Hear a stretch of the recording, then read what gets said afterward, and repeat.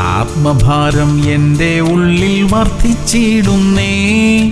ആത്മനദി എന്നിൽ കവിഞ്ഞൊഴുകിടുമ്പോൾ ആലസ്യം പൂണ്ടിരിക്കാനാവില്ല ലേശവും. ഓടും ഞാൻ ആത്മരക്ഷാദൂതുമായി, ആരും പോകാത്തിടങ്ങളിലും ധീരമായി.